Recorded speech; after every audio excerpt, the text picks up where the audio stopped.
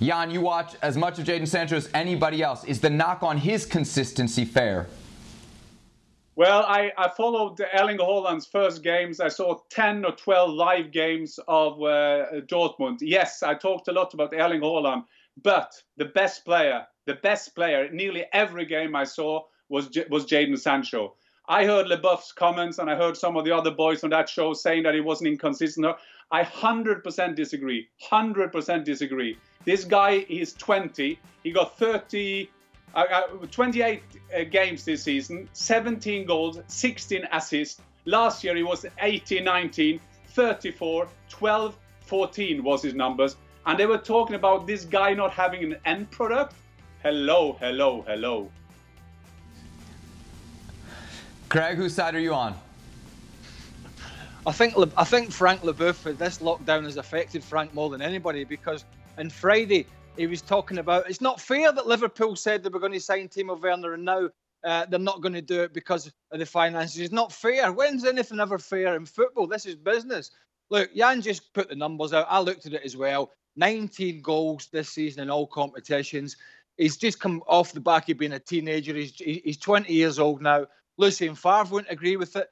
Gareth Southgate wouldn't agree with it. He's a fantastic young talent. That's why almost all of Europe are chasing him. Do you want always a little bit more from players? Yeah, you do, but he's a young man.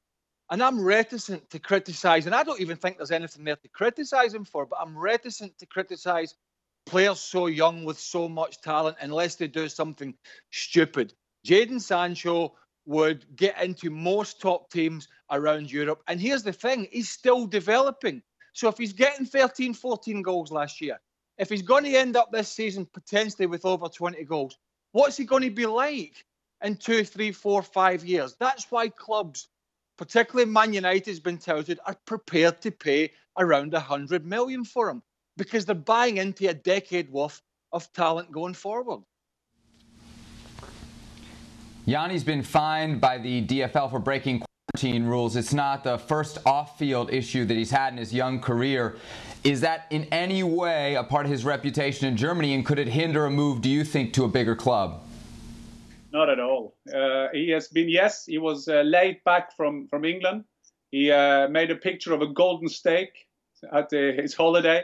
He had a hairdresser thing going, and they didn't use the mask or all the protections. So, yeah, this is what you will get from a 19, 20-year-old. Not even will he develop on the pitch, he will also develop off the pitch. And we will see a Jadon Sancho in the future. This will be one of the best players in the world. He is one of the best players now in the German league. We know how good the German league is at the moment.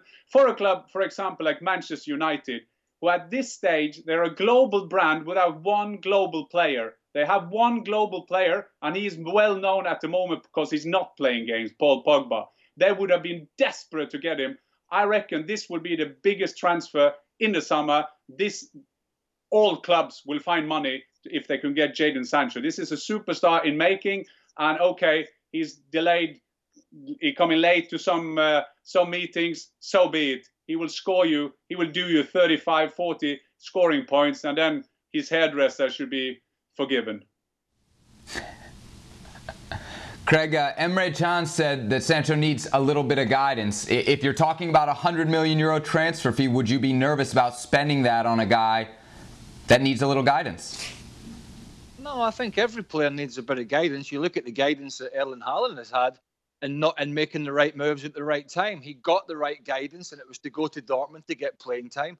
And I think every player needs somebody behind them, whether it's family or a good representative, that's just going to, tap them on the shoulder now and again and say, listen, I think you should keep your head down for a bit, or I think you should do this or do that. I reiterate, whoever buys Jadon Sancho is buying into 10 years or plus, if he's injury-free, of performances. And then it's up to the player himself. So you look at today's crazy market, 100 million is not really a lot, although it sounds a lot. It's not in today's crazy market. But then again, this pandemic may slightly reduce that fee. Who knows? But I certainly don't buy into Jadon Sancho is going to be a problem for anybody. The only problem that it's going to have with Jadon Sancho is the players that are going to have to play against him in the next few years.